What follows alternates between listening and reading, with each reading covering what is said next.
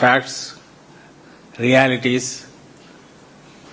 మరి క్వశ్చన్స్కి ఆన్సర్స్ ఏవంటే వాటిని అస్సలు ప్రస్తావించకుండా ఒక హోరు క్రియేట్ చేసి ఒక మాస్ మెస్మరిజం లాగా ఏదో చేసే ప్రయత్నం గత వారం రోజులుగా జరుగుతోంది. అమరావతికి చట్టబద్ధత, దాని లోతుకు ఎందుకంటే అదే ఒక సబ్జెక్టు. బట్ ఆయన గంటన్నర మాట్లాడిన దాంట్లో కూడా కొంత వేశారు. చట్టబద్ధత అసలు పార్లమెంట్ కూడా లేదంట, అసెంబ్లీకి లేదంట. ఇదే దానికి ముందే ఆధారాలతో సహా చూపించాం. కేంద్ర ప్రభుత్వం అది రాష్ట్రానికి సంబంధించిన అంశం, మాకు సంబంధం లేని వ్యవహారం అని హైకోర్టులోనే అఫిడవిట్ వేసిన విషయం చూపించాం. అయినా సరే ఆయన చేస్తున్నాడు, చేశాడు. మరి ఇన్నాళ్ళు చట్టబద్ధత లేనట్ట అనే క్వశ్చన్ వస్తుంది. పోనీ ఇది చట్టబద్ధత సంబంధించినంత వరకు ఈరోజు నువ్వు చట్టం చేస్తే రేపు మళ్ళీ దాన్ని సవరించే అవకాశం లేదా అని జగన్మోహన్ రెడ్డి గారు అన్నందుకు చూడు సవరిస్తున్నాడు మళ్ళీ అని ఆయన మీద పడి ఏడుపులు. కానీ నిజంగా అది ఎవరికైనా డౌట్ వచ్చేది, ఇంకా శాశ్వతమా ఇదంటే ఏది శాశ్వతం కాదనేది అందరికి తెలిసిందే. దట్ డజంట్ మీన్ దాన్ని ఏదో చేస్తారని కాదు.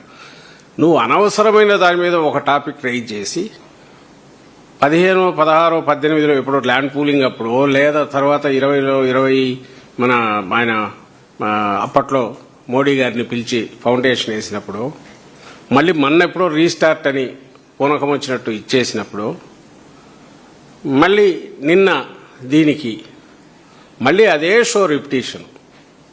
మళ్ళీ ఆ మట్టి కుప్ప మీద పోయి పడుకుంటాడు, లేదా పార్లమెంట్లో వాళ్ళు పోయి దండాలు పెడతారు. దీన్ని అందరూ సెలబ్రేట్ చేసుకుని ఈసారి అయితే ఆదేశాలు కూడా వార్డు సెక్రటరియట్, విలేజ్ సెక్రటరియట్ లెవెల్కైతే సెలబ్రేషన్స్ కూడా చేయమని. ఇంకా చిత్రం ఏంటంటే జగన్మోహన్ రెడ్డి గారు తీసుకొచ్చిన వికేంద్రీకరణ ప్రతిపాదన ఏదైతే అప్పట్లో మేము అధికారంలో ఉన్నప్పుడు ముందుకు పెట్టారో దాని మేరకు చట్టం కూడా చేశాము. వైజాగ్ ఎగ్జిక్యూటివ్ క్యాపిటల్, ఇది legislative capital, Kurnool judicial capital అని. దాన్ని 3 ముక్కలాటని ఎగతాళి చేయడమే కాకుండా పేకాటతో పోలుస్తూ మరి ఆయన దృష్టిలో ఈ ప్రాంతాలన్నీ ఏమంటారు పేక ముక్కలేమో తెలియదు చంద్రబాబు నాయుడు గారి దృష్టిలో. అది ఆ రోజు ఈ రోజు కూడా అది కామెంట్ చేయడమే కాకుండా అక్కడ కూడా నిన్న దాని గురించి సెలబ్రేట్ చేసుకోవాలంట. ఇక్కడ సంబంధించినంత వరకు ఒక ప్రాంతానికి సంబంధించిన రాజధాని ఏదైనా డిక్లేర్ చేసినప్పుడు అది ఏదో అసాధ్యమైంది నువ్వు తీసుకొస్తే దాని గురించి ఎక్కడన్నా అందరు రాష్ట్రం అంతా ప్రౌడ్గా ఫీల్ అవుతాడు. That's okay. ఇది ఆల్రెడీ ఎగ్జిస్టింగ్, నువ్వు పెట్టావు, దాంట్లో రకరకాల మార్పులు జరిగాయి, మళ్ళీ తీసుకొచ్చావు. ఆల్రెడీ రాష్ట్రం మీద బరువు ఒక 50,000 కోట్లు 60,000 కోట్లు వేసావు. ఇప్పటికే ఇంకా అది 1,00,000 కోట్లు 2,00,000 కోట్లు చేస్తానంటున్నావు.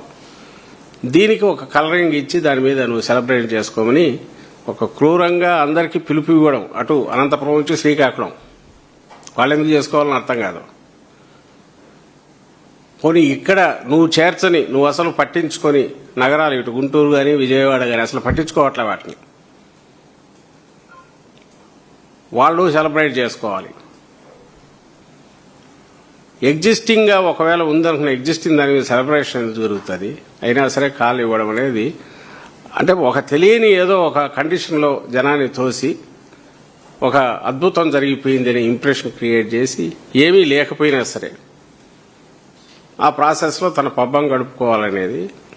అదే సమయంలో ఒక కరెక్ట్ నిజమైన క్వశ్చన్లు అందరూ వేసుకోవాల్సినవి జగన్మోహన్ రెడ్డి గారు రైజ్ చేస్తే, మా పార్టీ నాయకులు రైజ్ చేస్తే, మా పార్లమెంట్లో మా పార్టీ నాయకులు రైజ్ చేస్తే వాటిని ఎగతాళి చేయడమే కాకుండా వీళ్ళంతా అసలు ఏమేస్తున్నారో అర్థం కావట్లే. డెవలప్మెంట్, యాంటీ డెవలప్మెంట్ అను, యాంటీ ప్రోగ్రెసివ్ అను, యాంటీ స్టేట్ అను ఇలాంటి ముద్ర వేయాలనే ప్రయత్నం చేయడం. ఒక్కటంటే ఒక్కటి నేను ఆయన మాట్లాడిన వాటిలో ప్రతి మాటకు కావాలంటే వీడియో